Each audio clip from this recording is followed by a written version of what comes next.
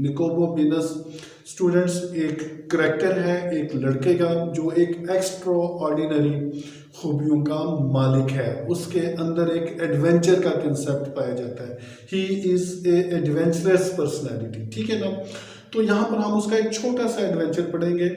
तो एक बड़ी खूबसूरत सी स्टोरी है कि वो जब एक एडवेंचर के लिए जाता है तो उसको क्या क्या मुश्किलात पेश आती हैं, वो किन किन मुश्किल मरों से गुजर कर अपने काम तक पहुँचता है। ठीक है जनाब, अच्छी स्टोरी है, आपके लेवल तक की है, गौर से सुनिएगा, गौर से पढ़िएगा, आपको इंशाल्लाह ताला समझ आ जाएगी। तो देखें जी, हमारा कैरेक्टर है निकोबो बीनस, और निकोबो बीनस क्या करता है और कैसे करता है। तो चलते हैं स्टोरी की तरफ। जी स्टूडेंट्स, आते हैं जी निकोबो बीनस की तरफ। निकोबो बीनस, तो स्टूडेंट्स इस स्टोरी के ना 2 चैप्टर हैं, ठीक है। तो 2 चैप्टरों के ऊपर ये मुश्तमिल है, तो इसका हम चैप्टर 1 करने के लिए जा रहे हैं जी। ठीक है स्टूडेंट्स, रेडी हो जाएं। अगर आपको बुक साफ नज़र आ रही है तो वेल एंड गुड, वरना आप अपनी बुक खोल लें, ओपन कर लें और उसके ऊपर फिंगर रख लें और सुने मैं क्या बोल रहा हूँ जी। तो आइए जी, come to the lecture. This is the story of the most extraordinary child who ever stuck his tongue out at the Prime Minister. This is the story of the most extraordinary. ये जो story है ये बहुत ज़्यादा बहुत extraordinary बच्चे के हवाले से है।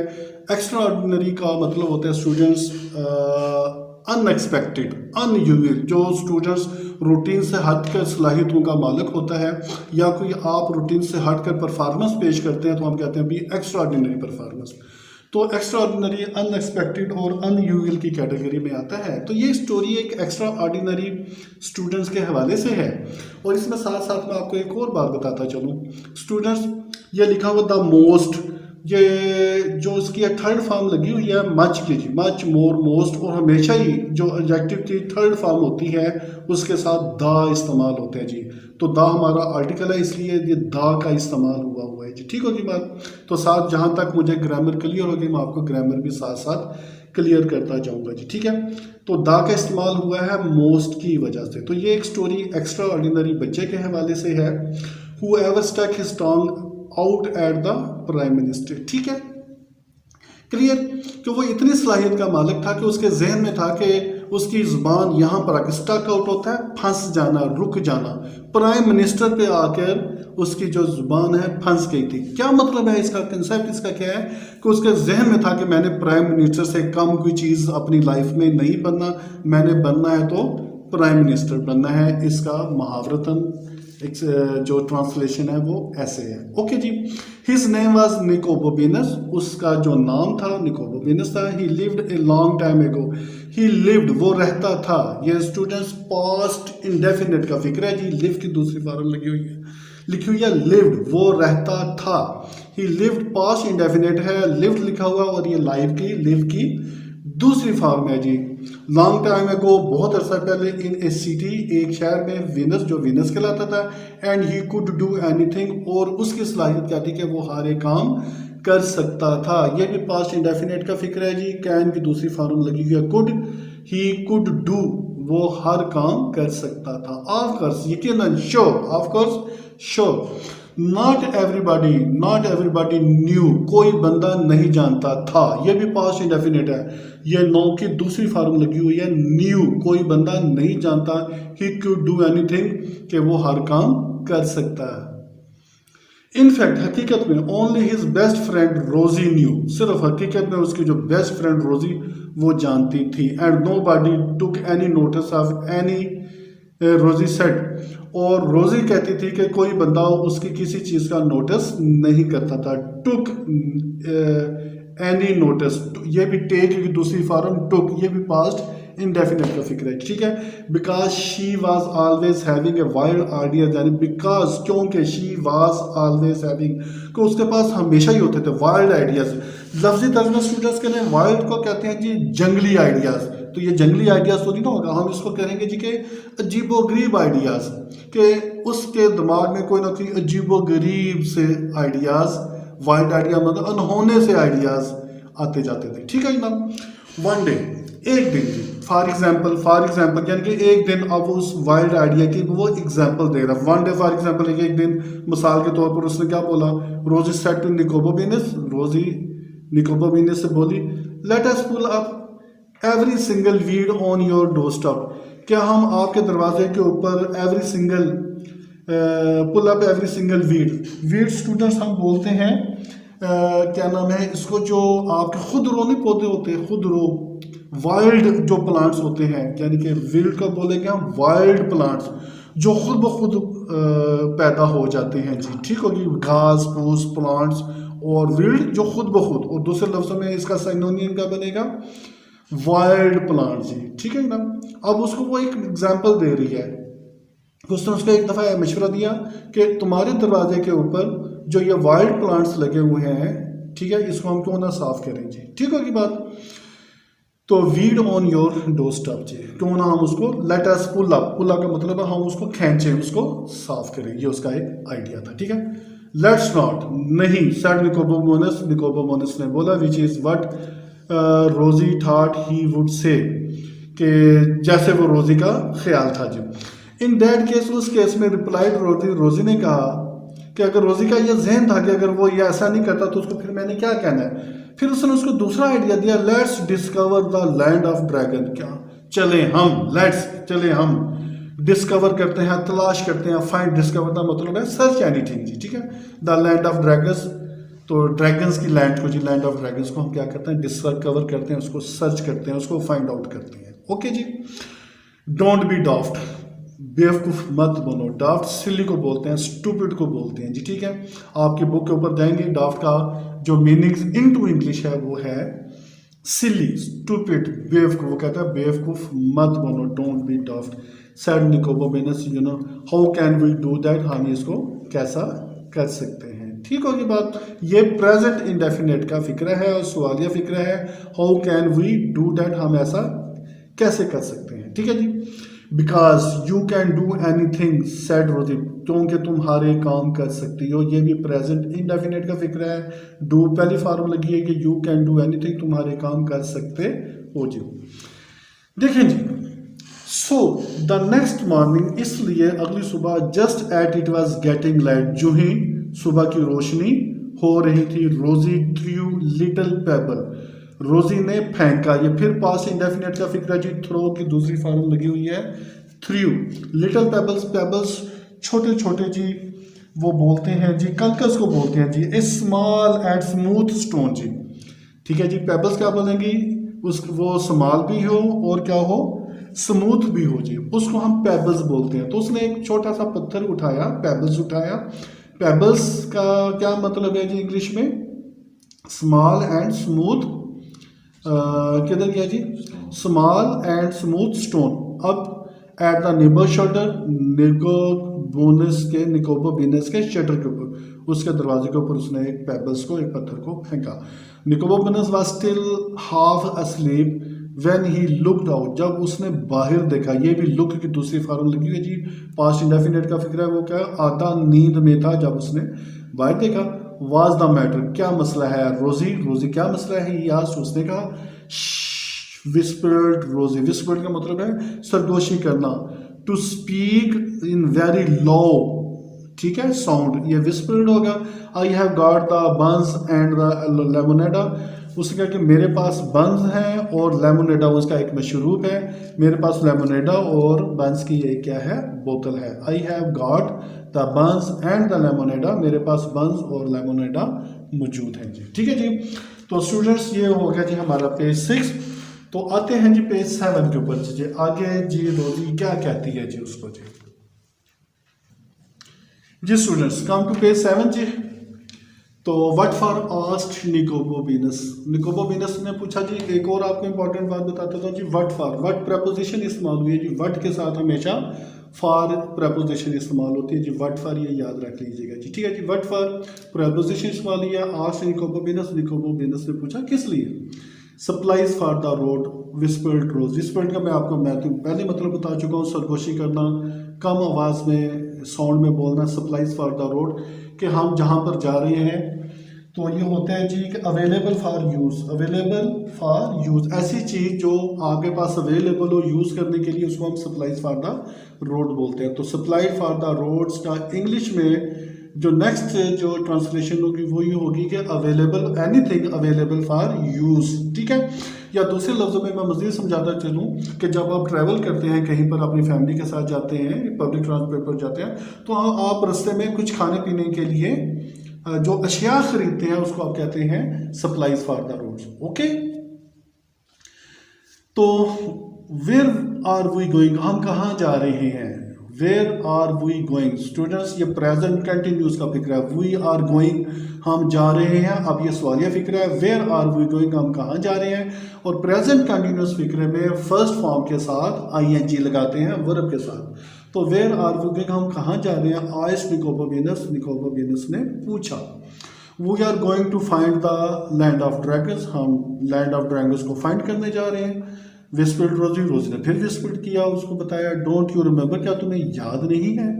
Oh I thought you might have forgotten, उसने सोचा कि यू माइट हैव फॉरगॉटन, मैंने सोचा तुम भूल चुकी होगी। ये पास्ट परफेक्ट का चाहिए स्टूडेंट्स, सेंटेंस है, यू के साथ हैव आता है और हैव के बाद फॉरगेट की तीसरी फॉर्म आई है, ये फॉरगॉटन है, फॉरगॉटन तुम भूल चुकी होगी अबाउट दैट, उसके मुतालिक, मतलब ये जो हमने ड्रैगन्स को तलाश करने जाना था लैंड ऑफ, उसके मुतालिक भूल चुकी। साइड निकोबोबियनस ने बोला कि मैं सोच चुका था, मेरा ख्याल था कि तुम भूल चुकी होगी। नो फियर सेड रोजी, it's one of the best idea I have ever had, रोजी ने कहा नो फियर। नो फियर का तो वैसे लफ्ज़ी मतलब है कि नो फियर, कोई शक नहीं, मुझे कोई डर नहीं, नो फियर इस सेंस में आता है। It's one of the best idea, ये बहुत मेरे बहुत सारे आइडिया में बेस्ट आइडिया है मेरे पास।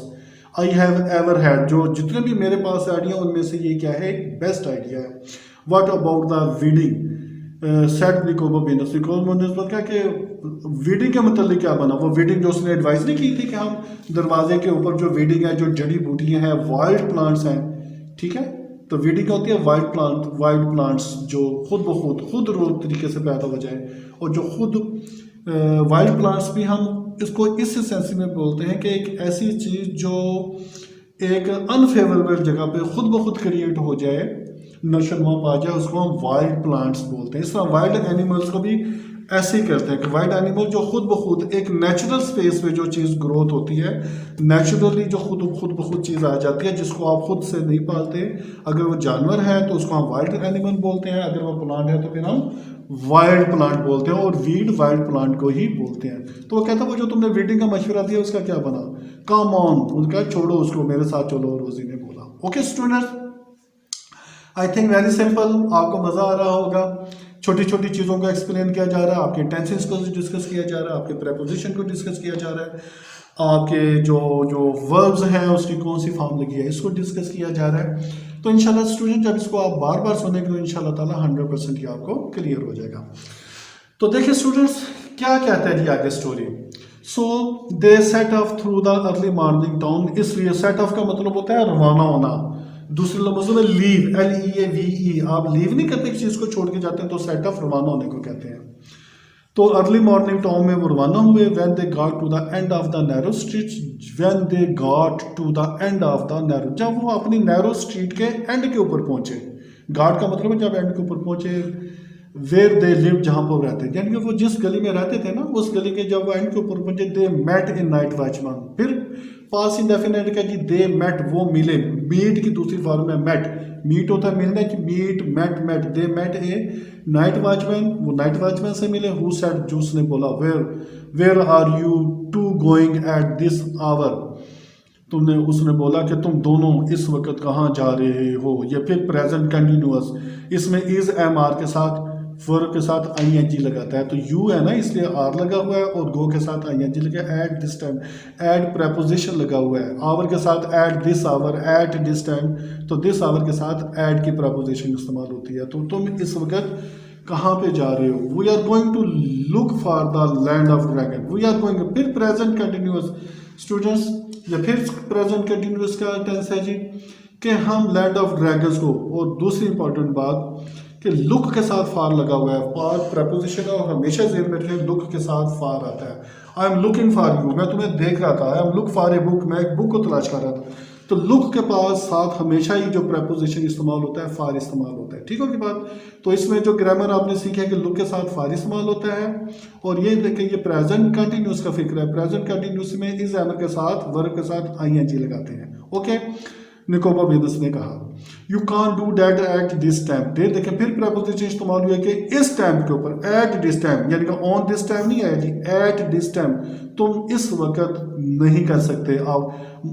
ऑफ द मॉर्निंग, सुबह के इस वक्त तुम कुछ नहीं कर सकते। Set the night watchman, night watchman ने बोला but before he could grab them, इससे पहले कि उनको पकड़ता। स्टूडेंट्स ग्रैब पकड़ने को बोलते हैं। ग्रैब किसी चीज को सडनली पकड़ना, to take hold of something suddenly. ठीक है, किसी को अचानक पकड़ना, उसको आप ये कैच के काम होता है। कैच तो आप इजीली पकड़ते हैं ना, तो एक चीज को आप जब सडनली पकड़ते हैं तो आप उसको ग्रैब बोलते हैं। तो catch something suddenly is called grab. Okay students, तो इससे पहले कि उसको सडनली पकड़ता, Rosie and Nicobobinus was sprinting away as fast as they could, कि रोजी और निकोबस तेजी से दौड़ पड़े। स्प्रिंटिंग होता है तेजी से दौड़ना जी। ठीक है, रन फास्ट, स्प्रिंटिंग का इंग्लिश साइनोनिम क्या है, रन फास्ट। वो भाग गया जितना वो जल्दी से भाग सकते थे। दे कुड, कैन की दूसरी फॉर्म कुड लगी हुई है जी। ओके जी, आते हैं जी students next. And they did not stop running until they had crossed the 3 bridges. And they did not. ये देखें जी, पास्ट इंडेफिनेट का फिक्र है जी। पास्ट इंडेफिनेट में नेगेटिव सेंस टेंस के साथ स्टूडेंट्स डिड नॉट का इस्तेमाल होता है। और जब डिड नॉट का इस्तेमाल हो तो फिर वर्ब की हम पहली फॉर्म लगाते हैं। Okay, as they did not stop running, वो उन्होंने भागना नहीं, यानी कि उस रुके नहीं, उसने भागना छोड़ा नहीं। Until they had crossed 3 bags, जब तक वो 3 ब्रिजेस को क्रॉस नहीं कर चुके थे। And tripped over a dog, tripped over का मतलब है किसी चीज के ऊपर फिसलना, स्लिप करना। तो ट्रिप्ड ओवर होती है टू स्लिप ऑन समथिंग। ठीक है जी, ट्रिप्ड का मतलब क्या होगा, टू स्लिप ऑन समथिंग। अब वो किसी चीज के ऊपर स्लिप करके, और वो क्या था, डॉग था जी। और वो डॉग के ऊपर क्या करके, स्लिप करके, that was lying asleep under a garden wall, जो गार्डन वॉल के साथ सो रहा था जी। ठीक होगी स्टूडेंट्स। रोजीज बोतल ऑफ लेमोनेटा, वो उसने जो जूस लिया था जी लेमोनेटा, ठीक है ना, वो जो बोतल थी स्मैश होता था किसी चीज को तेजी से टकराना। ठीक है ना, देखिए जब हम बैडमिंटन खेलते हैं ना, तो जब हम एक जोर से शॉट मारते हैं तो कहते हैं लो जी कितनी जबरदस्त स्मैश है। तो ये स्मैश उस कैटेगरी में है, वो बड़ी तेजी से टकराई अगेंस्ट द वॉल, दीवार के साथ। एंड द डॉग लीप होता है जी मूव क्विकली। ठीक है ना, मूव क्विकली, लीप का मतलब होगा मूव क्विकली। तो वो क्विकली मूव हुआ टू हिज फीट, अपने ना उसके ऊपर, फुट के ऊपर जी, अपने पाँव के ऊपर वो उसने जल्दी से मूव किया। Barking as it had thought dogs doomsday had arrived, तो उसने वो बार्किंग भौंकता रहा। एफ इट हैड थॉट, उसने शायद सोचा हो कि डॉग्स डूम्सडे हैड अराइव्ड। ये डॉग्स डूम्सडे को बोलते हैं कि जिनके दिन आखिरी में आ चुका, the last day of the world, कि क़यामत आ गई है, कि उसकी ज़िंदगी का ये आखिरी दिन। चूँकि वो उसके ऊपर स्लिप कर गए थे स्टूडेंट्स, इसलिए कुत्ते ने भौंका और उसने सोचा कि ये लगता है मेरा आज आखिरी दिन आ चुका है। हैड अराइव्ड, ये एक होता है प्रेजेंट परफेक्ट सेंटेंस और एक होता है पास्ट परफेक्ट। तो पास्ट परफेक्ट में स्टूडेंट्स हैज़ हैव के साथ थर्ड फॉर्म लगती है, और पास्ट परफेक्ट के साथ हैड के साथ क्या लगती है, तीसरी फॉर्म लगती है कि आ चुका था। इस सेंस में ये फिक्र है कि जी for a moment they were sure it was going to bite them, एक लम्हे के लिए, for a moment they were sure, कौन दे, ये रोजी और निकोबा बिजनेस, उनको उम्मीद होगी कि ये उनको काटने के लिए जा रहा है। But then it notice the two birds, then it notice का मतलब है कि डॉग की बात हो रही है कि डॉग ने नोटिस किया कि जो 2 बन जो वो रोजी लेकर had rolled into the gutter, के वो गटर में जा गिरे। हैड रोल्ड, या फिर पास्ट परफेक्ट का टेंस का ये स्टूडेंट्स सेंटेंस है। पास्ट परफेक्ट का हैड के साथ रोल की तीसरी फॉर्म लगी हुई है। And it woofed them down, barked, thank you, woofed them down. Woofed down का मतलब होता है कि चीज को तेजी से खाना स्टूडेंट्स। ठीक है, ये मैंने इसका मीनिंग देखा है कि ये वॉफ डाउन उस सेंस में होता है कि जब आप एक सुबह, चले मैं आपको एक बेहतरीन से एग्जांपल देता हूँ। आप सुबह सुबह मामा आपको उठा रहे होती है, आप नाश्ता करते हो, फिर आप नाश्ता जल्दी जल्दी खा रहे होते हैं कि बाहर गाड़ी खड़ी है आपका वेट कर रही है, तो वो जो आप तेज़ी से खाना खा रहे होते हैं ना, उसको वॉफ्ड डाउन बोलते हैं। ओके स्टूडेंट्स,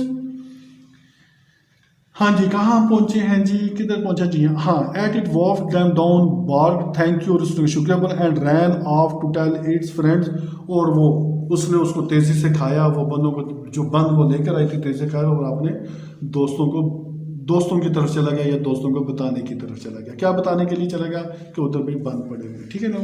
तो जी स्टूडेंट्स, यहाँ तक आपका कंप्लीट हो गया, ठीक होगी जनाब। तो क्या ख्याल है, मेरी स्पीड की ज़्यादा तेज़ तो नहीं है? यकीनी बात है स्पीड तेज़ होनी चाहिए क्योंकि ये लेक्चर रिकॉर्ड हो रहा है, आपने तो इसको हल्का हल्का करके स्लो करके सुनना है। तेज़ी में स्टूडेंट्स मैं इसलिए पढ़ा रहा हूँ कि देखिए मैं एक एक वर्ड को अच्छा खासा एक्सप्लेन कर रहा हूँ, ठीक है ना। और ये अच्छी खासी लेंथी स्टोरी है, और मैंने एक प्रेस्क्राइब टाइम में इसको ख़त्म भी करना है, लेकिन आपको वरीड करने की ज़रूरत नहीं है। आपने ऐसे नहीं पढ़नी जैसे मैं पढ़ रहा हूँ, आपने तो एक एक पैरा करके पढ़ना है, उसको देखना है, उसको सुनना है, उसको याद करना है, उसके एक एक पैरा। तो लिहाजा I will give you approximately 1 more week to learn and teach this story. लिहाजा स्टूडेंट्स घबराने की जरूरत नहीं है। ओके, चलते हैं जी आगे। We are not going to get far without supplies. Without supplies का मतलब यह है कि वो जो रास्ते में खाने के लिए उसने सामान लिया था, जो मैंने आपको बताया था कि नीड एक ऐसी चीज़ जो खाने के लिए अवेलेबल हो, ठीक है जनाब, उसका सप्ली, कि हम उस सप्ली के बगैर ज़्यादा दूर नहीं जा सकते। वी आर नॉट गोइंग, ये भी प्रेजेंट कंटिन्यूस का फिक्र है जी। टू गेट फार विदाउट सप्लीज, रोजी ने ग्लूमीली ऐसी चीज़, सैडनेस इन अनहैप्पी वे, ग्लूमीली को ग्लूमीली को बोलते हैं जी, सैडनेस अनहैप्पी वे, ग्लूमी, ठीक है स्टूडेंट्स। ग्लूमी का इंग्लिश वर्ड साइनोनियम क्या बनता है? Translation, if we do translation into English, glumly unhappy way, sadly. I wondered if I could pick a few of those. I wonder, मेरा ख्याल है, मैंने ये सोचा है कि अगर ये जो मैं could pick a few of those, उनमें से कुछ पिक कर लूँ। Said Nicobobinus gazing up at apple tree on the other side of the garden wall, एक एप्पल जो गार्डन के वॉल की दूसरी तरफ था, उसको देखते हुए बोला कि उनमें से मुझे कुछ लेना चाहिए। इसमें सेंटेंस है gazing up. Gazing up student से इस्तेमाल होता है कि एक चीज को कॉन्स्टेंटली देखना विद ए ग्रेट, ठीक है जी। ये गेजिंग अप होता है जी, it is to look steadily at something, एक चीज को गौर से देखते रहना, ठीक है, कॉन्स्टेंटली देखते रहना, is to look steadily at something, इसको बोलते हैं ग्लेजिंग अप जी, ठीक है। और वो मुसलसल वो उस दरख्त को देख रहा था और कह रहा था क्या क्या इनमें से मैं कुछ ले ना लूं, उस दरख्त जो दीवार की दूसरी तरफ गार्डन पे लगा हुआ था। ओके, ऑफ कोर्स यकीन यू कैन, तुम कर सकते हो, सेट रोजी ने बोला, स्टैंड ऑन माई शोल्डर, मेरे शोल्डर के ऊपर खड़े हो जाओ। सो निकोबार स्टूड ऑन रोजी शोल्डर, ये फिर पास्ट इंडेफिनिट का फिक्र है, खड़ा हो गया। स्टैंड की दूसरी फॉर्म स्टूड लगी हुई है, ठीक है। ऑन प्रेपोजिशन लगा हुआ है, रोजी शोल्डर के ऊपर ऑन प्रेपोजिशन है, वो खड़ा हो गया। And climbed on to the wall, और वॉल के ऊपर वो चढ़ गया जी। ऑन टू फिर प्रेपोजिशन इस्तेमाल हुई है जी। But the tree was further away, लेकिन वो जो ट्री था वो बहुत ज़्यादा दूर था। देन ही थॉट, उसके बनिस्बत जो उसने सोचा था, यानी कि उसकी सोचने की से ज़्यादा ट्री ज़्यादा दूर था। And he reached out, he last as he reached out, जब वो और ऊपर हुआ, ये सेंस में होगा रीच्ड आउट, जब वो मजीद ऊपर हुआ उस पर जाने के लिए, ही लास्ट हिज बैलेंस, उसने अपना बैलेंस खो दिया, ठीक है। लास्ट फिर दूसरी फॉर्म लूज, लास्ट की ये लगी हुई है जी। And fell with a crash down into the most magnificent garden he had ever been it. And fell with a crash, crash students को कहते हैं गिरना किसी साउंड के साथ, ठीक है। Loud noise made when thing break और फॉल, ऐसी साउंड क्रिएट होता है जो किसी चीज़ के गिरने से जो साउंड पैदा होती है उसको क्रैश बोलते हैं। तो मैं दोबारा से आपको बोलता हूँ स्टूडेंट्स, क्या मतलब है जिसका कि लाउड आवाज, loud noise made when things break और फॉल जी। लाउड नॉइज ऊंची आवाज जी, loud noise made when things break और फॉल, उसको हम क्रैश बोलते हैं जी। ठीक है जी, ठीक हो गया जी। तो कहाँ पहुंचे हैं जी?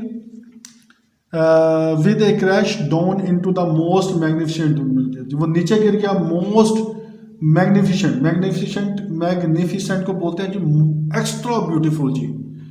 ठीक है जी, एक्स्ट्रा एक्सट्रीमली ब्यूटीफुल होगा जी। मैग्निफिसेंट में बहुत ज़्यादा खूबसूरत, एक्सट्रीमली ब्यूटीफुल, मोस्ट बहुत ज़्यादा जी। ठीक है जी, और देखें मोस्ट के साथ फिर ये द प्रेपोजिशन लगा, और मैंने हमेशा ही बात की जी, ये जो इसका थर्ड फॉर्म होता है एडजेक्टिव का, उसके साथ हमेशा ही द लगता है जी।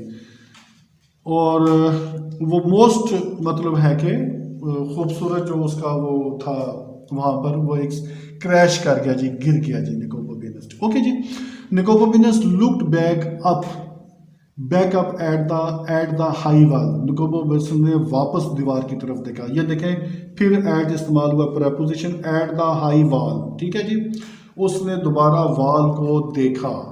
ठीक होगी बात, दोबारा वापस वॉल को देखा। तो हमेशा ध्यान में रखें एट द हाई वॉल जी, एट प्रेपोजिशन इस्तेमाल हुई है वॉल के साथ। But there was no way he could climb up, यहाँ पर कोई रास्ता नहीं था वो उसके ऊपर जा सकता। What am I going to do, मैं क्या करने ही, यील्ड होता है क्राइंग लाउडली, यील्ड ही आप स्टूडेंट्स को बोलेंगे, यील्ड क्या होता है crowd make a loud noise. ठीक है ना, ऊंची आवाज निकालना, मेक ए लाउड नॉइस, इसको हम यील्ड बोलते हैं जी। ठीक है जी, when I am going to do, what I am going to do, he yelled कि मैं अब क्या करने जा रहा हूँ, मैं क्या करूँ। You shall think of something रोजी यील्ड बैक, अब रोजी को उसकी आवाज़ सुनाई दी क्योंकि उसने ऊंची आवाज़ में बोला था, तो रोजी ने वापसी ऊंची आवाज़ में बोला तुम कुछ सोचो, क्रॉसिंग हर फिंगर्स वेरी हार्ड। अब ये सेंस का इस्तेमाल नहीं हो रहा कि उसकी जो वो अपने जो उसके फिंगर्स वेरी हार्ड, और वो अपनी जो फिंगर्स है उसको वो आ रही थी, या वो वॉल के ऊपर मार रही होगी जो जिसके साइड पर ऊपर गया हुआ था जी। ठीक हो गया जी।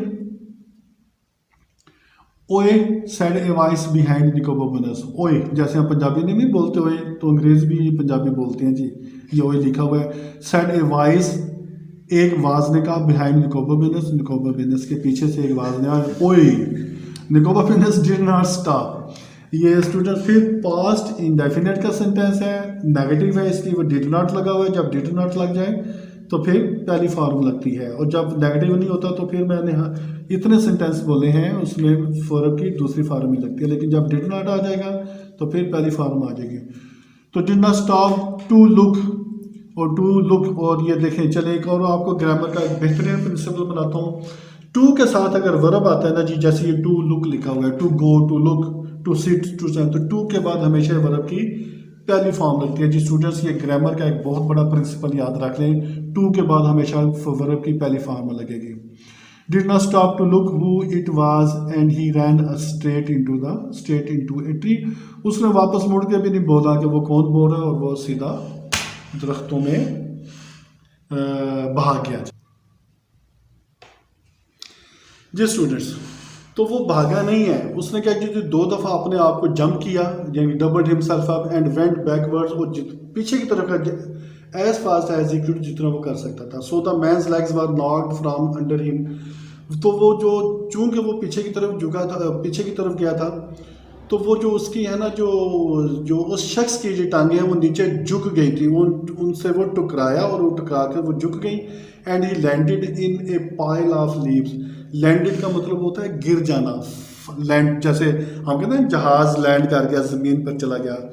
ठीक है ना, तो